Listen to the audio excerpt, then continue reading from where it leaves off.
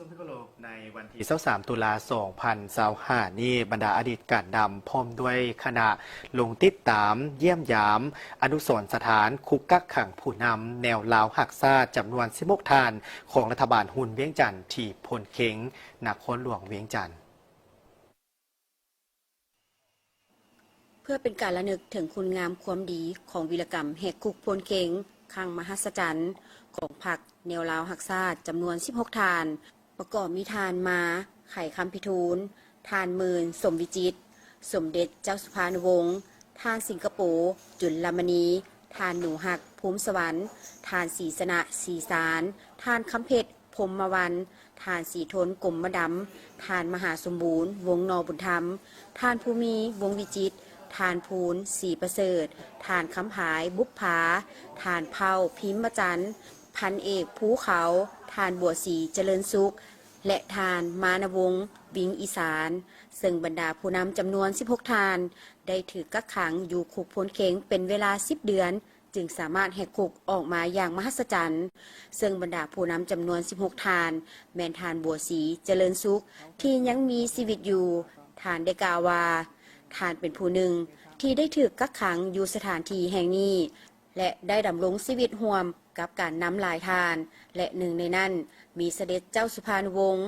เริ่มแต่วันที่18 เดือนพฤษภาคม 1959 และสามารถแหกคุกอย่างมหัศจรรย์ในค่ำคืนของวันที่23-24 เดือนพฤษภาคม 1960เลยในกาวปานามเขาเป็นเพื่อนเขาพวกอ่าวเขาท้องมันพวกเขาเนี่ยเป็นพวกเป็นถ้ำอย่างนี้ต่อสู้ต่อแต่นั้นเขาอะไรแค่ออกในมันเขาปลูกมะฮุ่งวันนี้ลงทุพานลงรัวดูมะฮุ่งไก่เดียวคุกแล้วไก่กินแต่เคยกินได้นี่กินเดียวแค่นั้นใครกินมะฮุ่งแล้วจะได้ออกดอกเลยแค่นั้นจะได้ออกแล้วดูนี่อยู่ดานแต่ว่าหอดยำนวดออกอย่างนี้คุณพ่อว่าเสียนวดจะบอกนะเสียนวดนะเสียนวดสิ่งที่ออกได้เพราะว่าคุณพ่อเนี่ยมันจะแสงนวดก่อนให้นวดใส่ป้อมตัวก่อนเพราะยานพเราเห็นว่าผู้มีนวดเนี่ยมันยังอยู่เย่ยังป้อมตัวไปได้แต่ตัวยังออกไปท่านบัวศรีเจริญสุขได้กล่าวตื่นว่าในเวลาอยู่คุกบรรดาผู้นำของพรรคแนวลาวหักซาจำนวน16 ทานและผู้นำของแนวลาวหักซาในสมัยนั้นได้พยายามขนขวยปลุกระดมสารวัตรทหารเพื่อเฮ็ดเป็นกำลังหลักในการแหกคุกข้างมหัศจรรย์จากนั้นบรรดาอดีตการนำรุ่นน้องที่ไปเยี่ยมยามก็ได้แสดงทัศนะว่า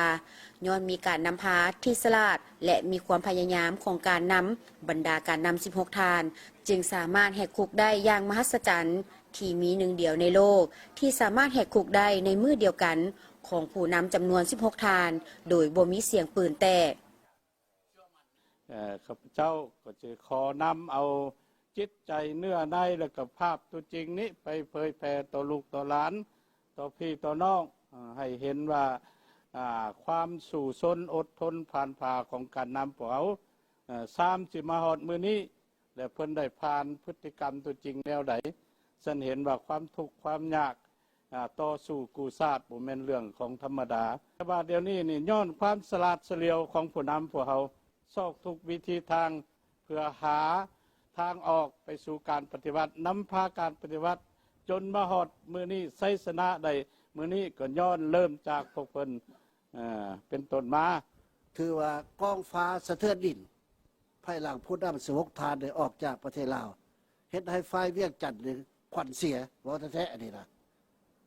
หาทุกวิธีไล่ตามแต่สุดท้ายก็พวกเพิ่นเนี่ยกลับมาเวียงจันทน์รวมกับการรัฐประหารของท่านกองแหล่สมัยนั้นได้อันนี้ข้าพเจ้ายังยืนยันว่าท่านบัวศรีมาฮอดนี้อายุเพิ่นก็สูงแล้วแต่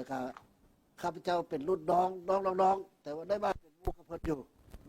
แสดงความดีใจอีกเท่านึงอันนี้ก็ได้ขอให้พ่อให้เพิ่นบ้านยืดผู้หนึ่งที่ว่าได้ ติดพันกับท่านบัวศรีเจริญสุขมาแต่เวลา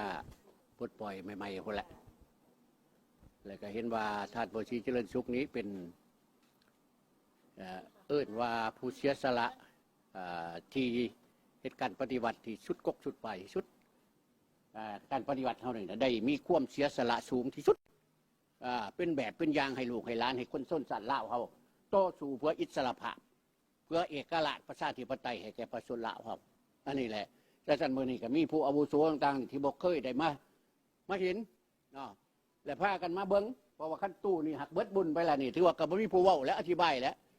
จังเป็นแนวไหนผู้มาเว้าหันกับบ่ได้อยู่ตัวจริงมันก็สิบ่มีน้ำหนักปานใดอันนี้นะมือนี่จังค่อยพวกเขาจึงค่อยว่าในเวลาที่ลุงบัวศรีเจริญสุขนี่เพิ่นยังแข็งแรงอยู่แล้วก็จึงค่อยพากันมาเยี่ยมเบิ้งและเพื่อเป็น